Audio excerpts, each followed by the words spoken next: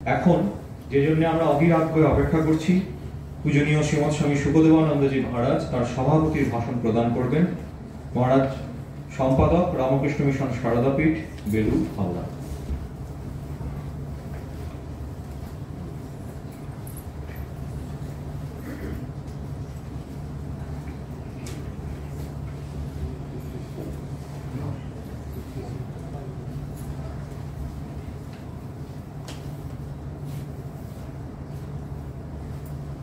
ओम जननीं शारदां देवीं रामकृष्णं जगद्गुरुं पादपद्मे तयो श्रित्वा प्रणमामि मुहुर्मुहुः।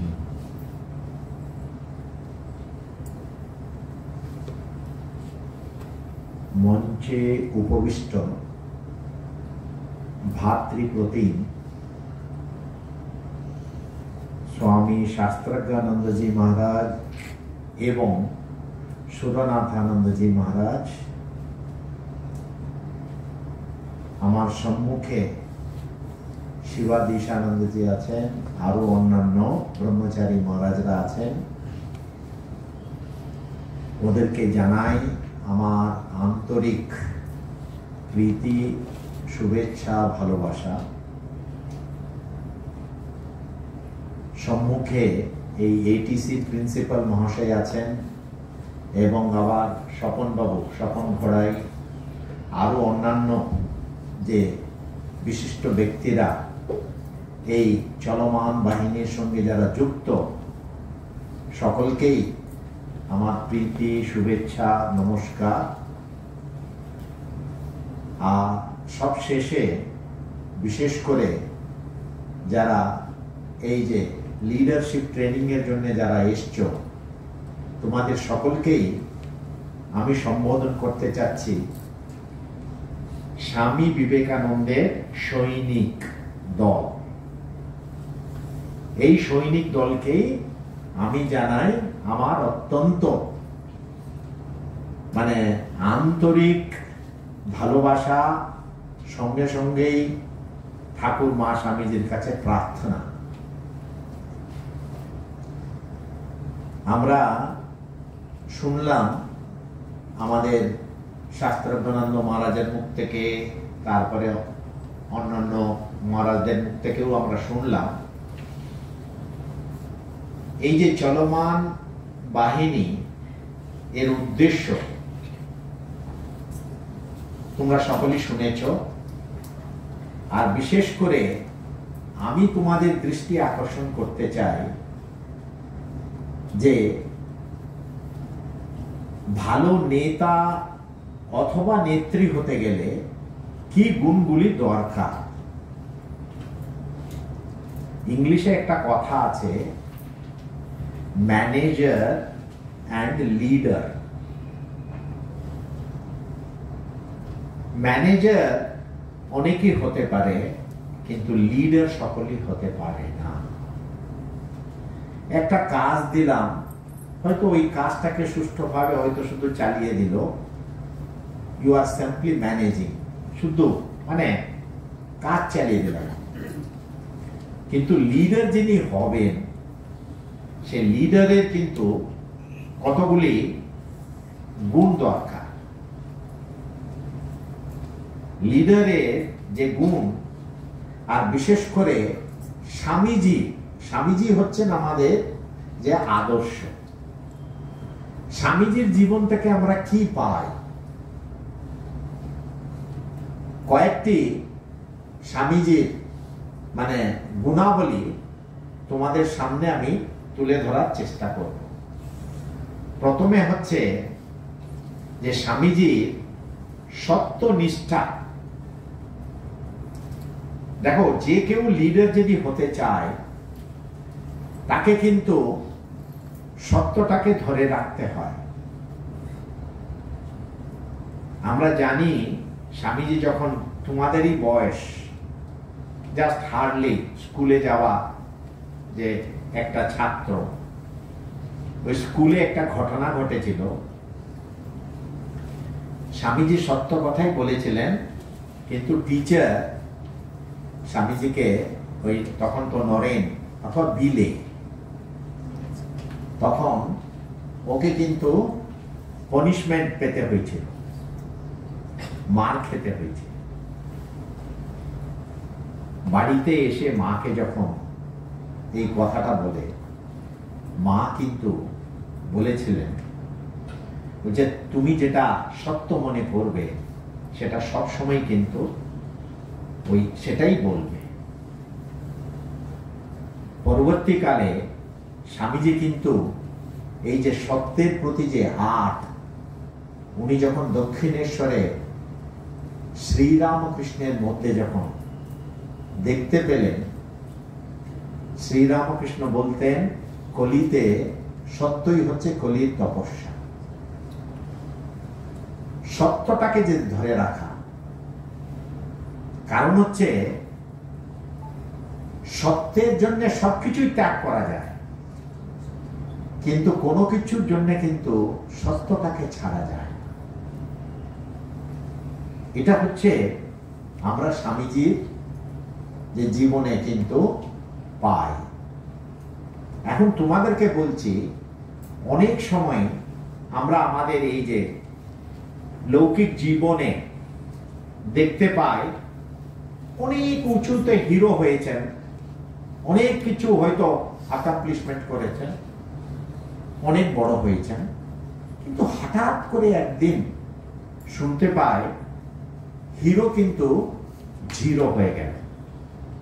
বলে কেন হলো? এই যে হিরো জিরো হয়ে যাওয়াটা কারণ হচ্ছে চরিত্র গঠন কিন্তু ওখানে হয়নি। চরিত্র গঠন যদি হয়ে থাকে তাহলে কিন্তু জীবনে অনেক ঝড় আসবে, কিন্তু সেই ঝড়টাকে সামলানোর ক্ষমতাটা কিন্তু মানুষের মধ্যে থাকে না। এই তো কি হয় যে এই যে সত্যের প্রতি যখন আট থাকে না মানুষের, তখন কিন্তু কোথাও না কোথাও সে কম্প্রোমাইজ করবে, আবার কিন্তু নিচে পড়ে যাবে। এটা হচ্ছে স্বামীজির জীবনে কিন্তু যিনি নেতা হতে চান, সত্যের প্রতি কিন্তু তার একটা মানে দরকার, আট থাকা দরকার। এটা কিন্তু অন্যরা কিন্তু এটা মুখে বলার কথা নয়, কিন্তু এটা আমার আচরণ দেখেই কিন্তু অন্যরা কিন্তু শিখবে। নেতা হতে গেলে এই যে ঠাকুর সবসময় যে সত্য কথা বলছেন, এটা বারে বারে ওনাকে বলতে হতো না, কিন্তু উনার আচার ব্যবহার দেখেই কিন্তু মানুষ আকৃষ্ট হয়। নেতাকেও এটা মনে রাখতে হয় যে only 10% মানুষ কিন্তু নেয় বাই ভার্বাল কমিউনিকেশন, 90% কিন্তু ইমবাইব করে। যে ও এমনি নেয়, সেটা কিভাবে নেয়? ওই সংস্পর্শে এসে সে উদ্বুদ্ধ হয় আর নীরবে সেই গুণগুলিকে নেয়। নেতা যে হয় সে বেশি কথা বললে কথা বলার দরকারই হয় না, তার সে নিজের জীবন দিয়েই কিন্তু অপরকে দেখায়। আবার নেতা হতে গেলে স্বামীজির জীবন থেকেই টেনে আনছি যে স্বামীজি সবসময় বলতেন যে আত্মমর্যাদা যেন থাকে। ছোটবেলা থেকেই স্বামীজি কিন্তু ভেরি কনসিয়াস আত্মমর্যাদা, আবার অপরের মর্যাদাটাকে লঙ্ঘন করিও না। এই যে আত্মমর্যাদা অথবা আত্মশ্রদ্ধা বলা যায় এটাকে, স্বামীজি কিন্তু এর উপরে খুব জোর দিয়েছেন।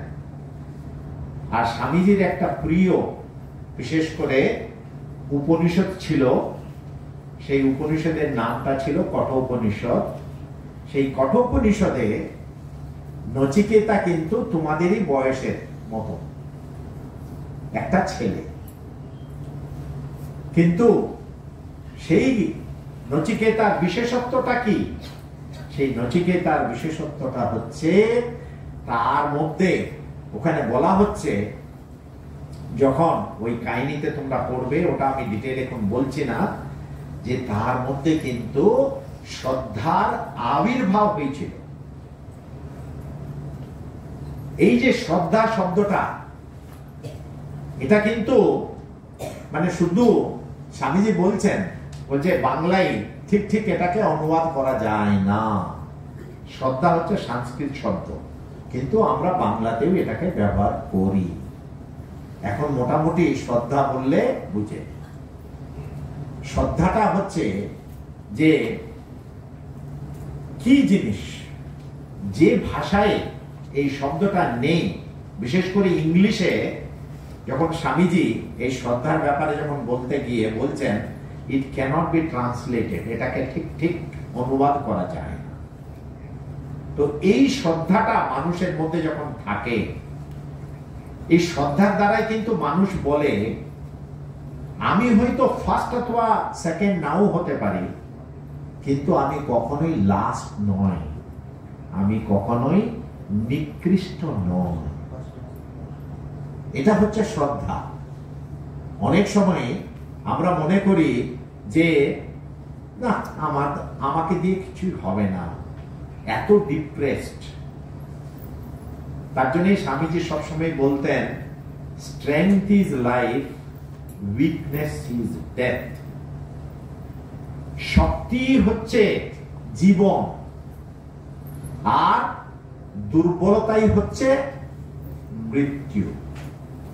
এই যে চলমান বাহিনী, এই যে মূল উদ্দেশ্যটা কি, মানে অন্তর্নিহিত যে পূর্ণত্ব আছে মানুষের মধ্যে, সেটাকে জাগানো। আমরা জানি না আমাদের মধ্যে কি লুকিয়ে আছে। তো তার জন্যই স্বামীজি বলতেন ক্যাচ দেম ইয়াং। যখন কম বয়স থাকে তখনই কিন্তু ভালো ভালো জিনিসগুলি আমরা দিতে পারি। যেমন বাঁশ গাছ, যে বাঁশটা যখন কুচি থাকে তখনই তাকে কিন্তু আমরা শেপ দিতে পারি, তাকে বেন্ড করতে পারি। কিন্তু ওটা যদি ওই যে ঠাকুর বলতেন না, যে টিয়া পাখির গলায় যদি কাঠি উঠে গেলে আর রাম নাম শেখানো যায় না। তো তার জন্যেই এই যে চলমান বাহিনীর মধ্যে যে এত কম বয়সেই আমরা কিন্তু স্বামীজির ভাবধারাগুলিকে ঢুকাতে চাই। কারণ হচ্ছে এর দ্বারাই কিন্তু যে দেশের গঠন হবে। প্রথমে হচ্ছে নিজের গঠন হবে, সমাজের গঠন হবে, আবার দেশের গঠন হবে। তো তার জন্যই এই কম বয়সে, আর তোমরা এখানে বিশেষ করে যে যারা নেতা বা নেত্রী আছো, এটা মনে রাখা দরকার সবসময় যে always give positive thoughts, positive thoughts. Rabindranath Thakur বলেছিলেন যে রোমারোলাকে, if you want to know India, ভারত দেশটাকে যদি জানতে চাও তাহলে বিবেকানন্দকে পড়ো। বিবেকানন্দের মধ্যে সবই ইতিবাচক, একটাও কোনো নেতিবাচক। Everything is positive, nothing negative. তো তার জন্য তোমরা সবসময় এটা মনে রাখবে যে যে বিবেকানন্দকে যে নিয়েছে জীবনে, সে কোনোদিনও মানে কুড়ে নিতে জীবনটা কাটাতে পারবে না। এটাই হচ্ছে টেস্ট। কেউ যদি এসে বলে আমি স্বামী বিবেকানন্দকে খুব মানি, আমি ঠাকুর মা স্বামীজিকে শ্রদ্ধা করি, বলছে সেটা তো জীবনে তুমি দেখাও। তুমি কি করে কুড়ে হয়ে থাকতে পারবে? তুমি কি করে তোমার নিজের মধ্যে আত্মবিশ্বাসটা থাকবে না? তার জন্যই স্বামীজি সবসময় বলতেন যে যে নিজেকে বিশ্বাস করে না আবার ভগবানের মধ্যে, সে কি আবার বিশ্বাস করে? আর এই ক্যাম্পটা, এই যে আজকে এখানে আমরা সকলেই সমবেত হয়েছি, উদ্দেশ্যটা একটাই, যে আমরা কিন্তু ওই স্বামীজির কথাগুলি, যে মানে আমাদের যে জীবনদায়ী যে কথাগুলি, সেই কথাগুলির পুনরাবৃত্তি হবে, জাবর কাটা হবে যে জিনিসটা এখানে। তার জন্য এই প্রায় আমি দেখছি ওখানে 1 সপ্তাহ ধরে এখানে তোমরা সকলেই নানান মানে অ্যাক্টিভিটিস এর মধ্যে দিয়ে যে অনেক কিছু এখান থেকে নিয়ে যেতে পারবে। এখন বলছি, স্বামীজির বাণীটা তোমরা সকলেই শুনেছ, অনেকবার শুনেছ, ত্যাগ এবং সেবা, স্বামীজির কথা। কিন্তু তোমাদেরকে এখানে একটু ক্ল্যারিফিকেশন করে দিই আমি, ত্যাগ এবং সেবা বলতে আমরা কি বুঝি। স্বামীজি বলেছেন যে renunciation and service are the twin ideals of India. Intensify her in those 2 channels, the rest will take care of itself. মানে এই দুটো জিনিসগুলি, যে ত্যাগ এবং সেবা। দেখো, ত্যাগ এন্ড সেবা হচ্ছে, এটাকে ভালো করে আমরা যদি দেখি, টাকার এই পিঠ এবং ওই পিঠ।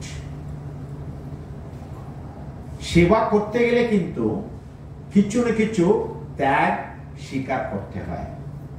আমি এটাকে একটা উদাহরণ দিচ্ছি। একটা ছাত্র অথবা ছাত্রী নিজের বাড়িতে পড়তে বসেছে, পাশের বাড়িতে একজন বৃদ্ধ, অত্যন্ত মানে অসুখ তার, এখন ঔষধটা কিনে নিয়ে এসে দিতে হয়, বাড়িতে কেউ নেই। এই ছাত্র হঠাৎ করে যদি নিজের পড়াটা বন্ধ করে ওই যে অসুস্থ মানুষের জন্য যদি বাজারে গিয়ে একটু ঔষধ কিনে নিয়ে এসে দেয়, তোমরা মনে করো না ওর পড়াটা ক্ষতি হয়? ও তো ত্যাগটা স্বীকারই করলো ওখানে। কিন্তু তোমাদেরকে বলছি, ওর পড়াটা আদৌ ক্ষতি হলো না, ওর মনটা এমন তৈরি হলো যে 1 ঘন্টায় যে জিনিসটা ধরতে পারত, সে কিন্তু 10 মিনিটে ধরবে। কেন? স্বামীজি বলছেন, আনসেলফিশনেস ইজ গড। নিঃস্বার্থপরতাই হচ্ছে মানে ভগবান। আমরা যত নিঃস্বার্থ হই, ততই কিন্তু আমাদের মধ্যে কিন্তু ওই পূর্ণতা ফুটে উঠবে। অন্তর্নিহিত যেটা পূর্ণতা আছে, সেটা আপনা আপনি ফুটে উঠবে। তোমরা এটা এক্সপেরিমেন্ট করে দেখতে পারো। যে অনেক সময় আমরা মনে করি, না না, অন্যকে যদি সাহায্য করতে গেলে আমার অনেক কিছু। স্বামীজি বলেছেন, they alone live who live for others, the rest are more dead than alive. এটা ভাবতে হয়। তোমাদেরকে আরো একটা উদাহরণ দিয়ে আমি বুঝাবো যে জিনিসটা। দেখো, আমি যখন ছোট ছিলাম, আমি তো একটা কোথাও না কোথাও একটা স্কুলে পড়েছি, একটা কলেজে পড়েছি। আচ্ছা, আমার বাবার কি এত ক্ষমতা ছিল যাতে আমার জন্য একটা আলাদা কলেজ করে দিতে পারেন? আমি একটা কোথাও একটা স্কুলে পড়েছি, একটা কলেজে পড়েছি। ওই কলেজে যারা আমাকে পড়ালো, ওদের বেতনটা কোথায় থেকে আসলো? ওদের বেতনটা কোথায় থেকে আসলো? পাবলিক এক্সচেকার থেকে। স্বামীজি বলছেন, আই কল হিম এ দুরাত্মা who at the cost of the millions of people does not pay any heed to them. বুঝে দেখো, ওই যে আমাকে যে টিচার যারা পড়ালো, ওদের মাইনাটা কিন্তু আসলো কোথায় থেকে জানো? বলছি যে একটা চাষি কেরোসিন কিনতে যাচ্ছে, কিন্তু তার উপরে কিন্তু সে ট্যাক্স দিচ্ছে। একটা রিক্সাওয়ালা ঔষধ কিনতে যাচ্ছে, সে ট্যাক্স দিচ্ছে। ওই ট্যাক্স থেকেই কিন্তু সব গভর্নমেন্টের পয়সাটা আসছে। তহবিলটা কোথায় থেকে আসছে?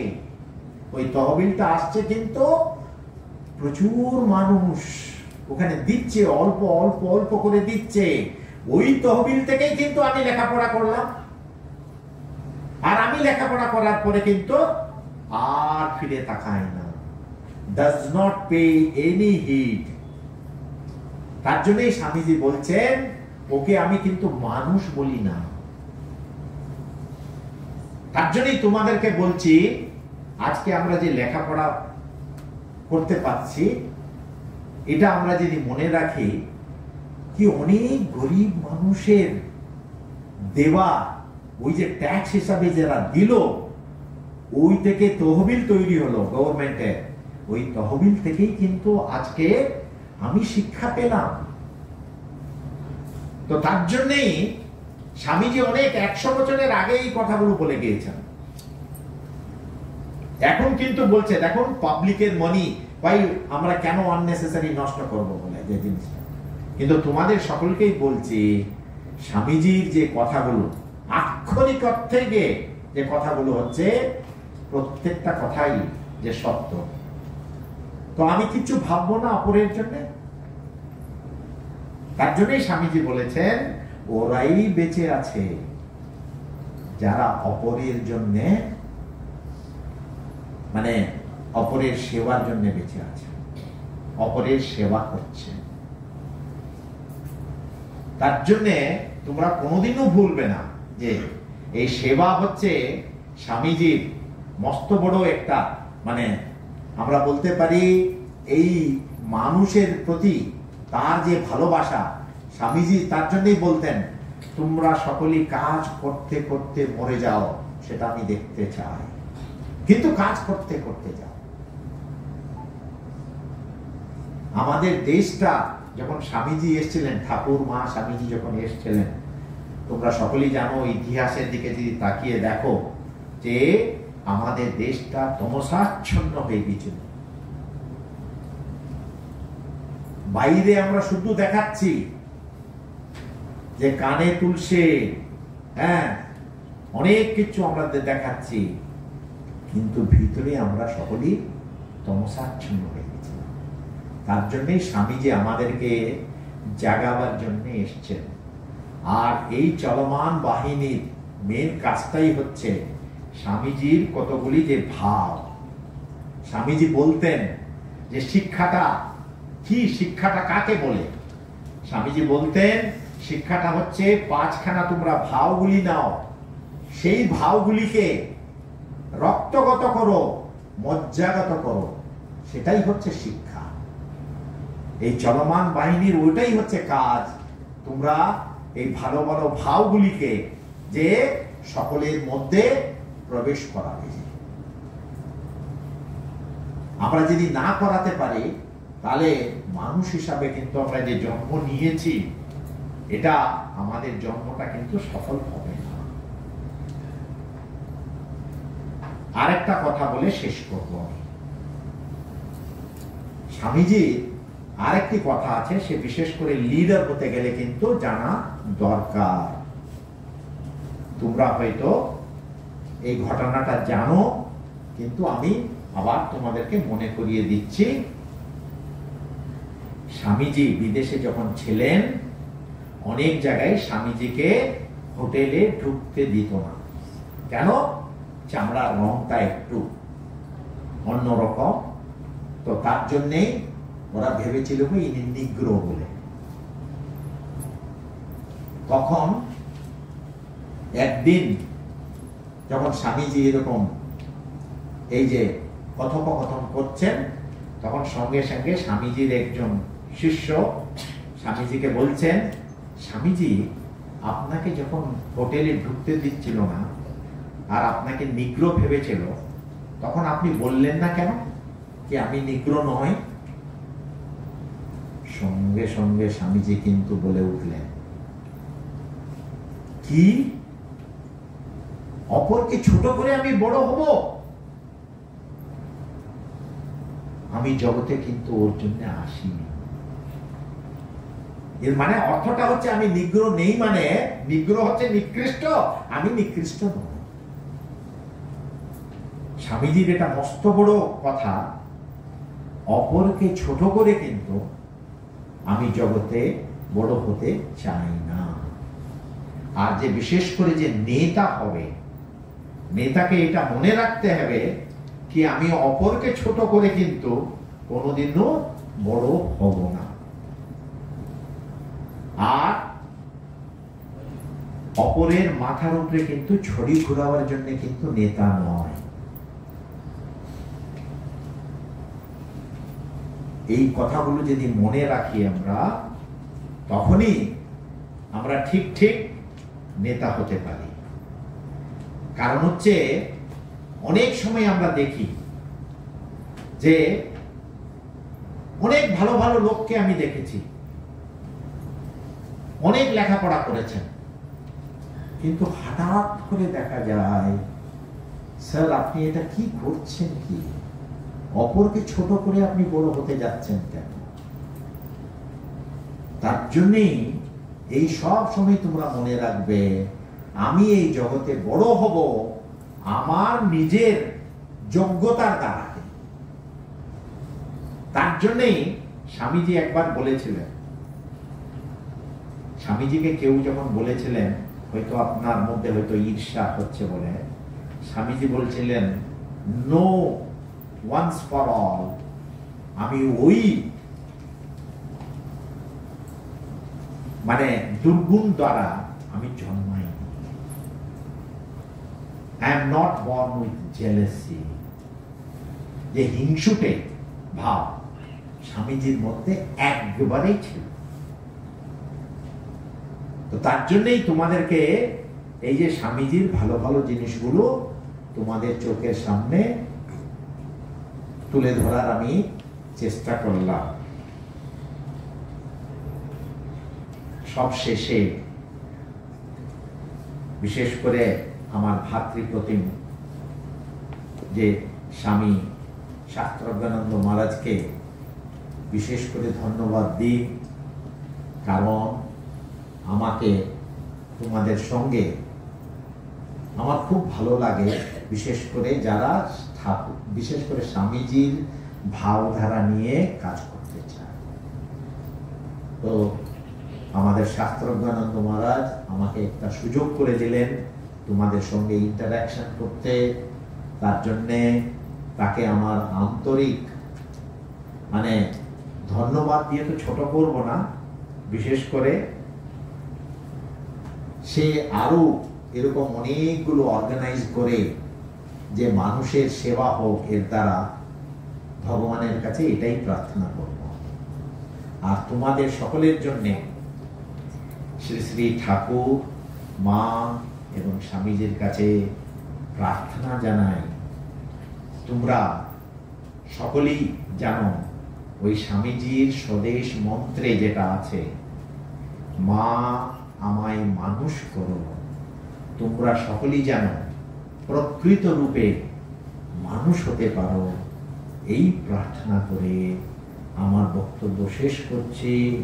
ওম রামকৃষ্ণ অর্পণমস্তু।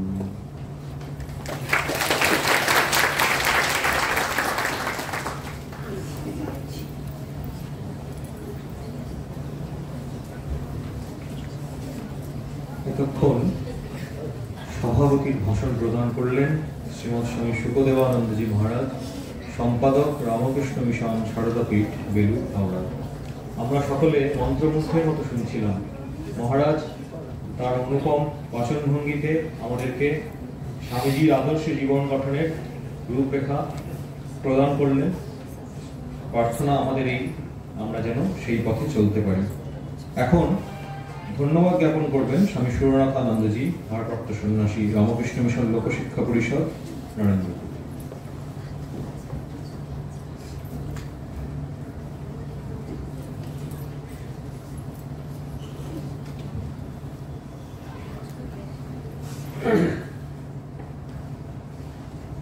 ওম যথা अर्धाग्नेर्दाहिका शक्ति रामकृष्णे स्थिता या सर्वविद्या स्वरूपाङ्कां शारदां प्रणमाम्यहम्।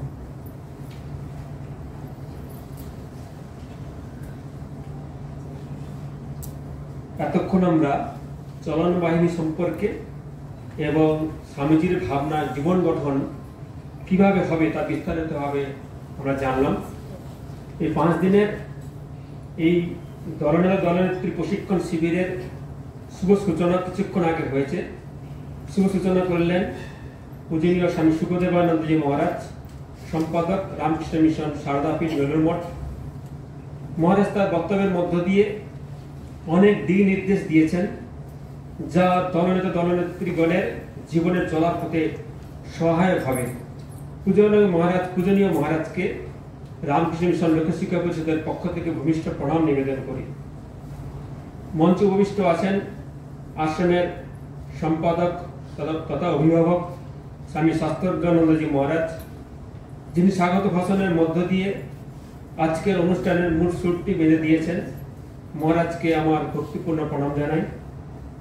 বৈদিক উচ্চারণের মাধ্যমে এই অনুষ্ঠানের শুরু হয়েছিল। আশ্রমের সন্ন্যাসী ব্রহ্মচারী মহারাজরা এই অনুষ্ঠান করেছিলেন। মহারাজদের আমার শ্রদ্ধা নমস্কার জানাই। উদ্বোধনী সঙ্গীত যিনি তার অপূর্ব কণ্ঠে পরিবেশন করেছেন এবং সমাপ্তি সঙ্গীত করবেন স্বামী শিবাধিজানন্দজি মহারাজকে আমার শ্রদ্ধা নমস্কার নিবেদন করি। আজকে অনুষ্ঠান খুব সুন্দরভাবে পরিচালনা করলেন ব্রহ্মচারী অসীম চৈতন্য মহারাজ, তাকে আমার শ্রদ্ধা নমস্কার জানাই। এখানে ব্রহ্মচারী মহারাজ যারা উপস্থিত আছেন সকলকে আমার শ্রদ্ধা শুভেচ্ছা জানাই। চলন বাহিনী প্রসঙ্গে স্বপন ঘোড়ই বক্তব্য রেখেছেন এবং সংগঠন নীতি করে আর প্রাতিষ্ঠানিক রূপ দেওয়া যায় সে সম্বন্ধে ভাবনা চিন্তা বলেছেন। ওনাকে আমার শ্রদ্ধা নমস্কার জানাই। মানুষবাবু যিনি এই প্রেক্ষাগৃহের ব্যবস্থা করেছেন উনি ওনার টিমকে আমার শ্রদ্ধা নমস্কার জানাই। আশ্রমের কর্মী সেবকবৃন্দ যারা নিরলস পরিশ্রম করে চলেছেন এই প্রশিক্ষণ শিবিরকে সাফল্যমণ্ডিত করার জন্য, তাদের সবাইকে ধন্যবাদ জানাই। আর সর্বোপরি যাদেরকে নিয়ে এই প্রশিক্ষণ শিবির, আপনারা এখানে আশ্রমিক পরিবেশে নিজেদেরকে তৈরি করতে এসেছেন এবং ঠাকুমা স্বামীজির সান্নিধ্য সংস্পর্শ অনুভব করছেন এবং 5 দিন ধরে পড়বেন এবং ঠাকুমা স্বামীজির ভাবধারা এবং আশ্রম কি করে পরিচালিত হচ্ছে সেটা দেখবেন। তা সেই পরিবেশে নিজেদেরকে তৈরি করবেন। তা আপনাদেরকে শ্রদ্ধা নমস্কার জানাই, প্রীতি শুভেচ্ছা জানাই। এই সংক্ষিপ্ত বক্তব্য শেষ করে নমস্কার জানাতে থাকবেন।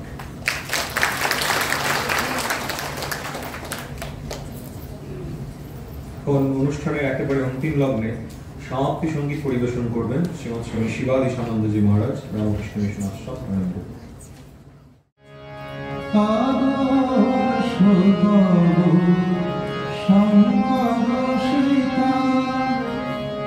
ভুলিও না তুমি, ভুলিও না আগর সদর শঙ্কর সীতা। ভুলিও না তুমি, ভুলিও না, ভুলিও না তুমি মহাপবিত্র। ভুলিও না তুমি মহাপবিত্র। এই ভারতের ধূলিকণা। ভুলিও না তুমি, ভুলিও না, ভুলিও না তুমি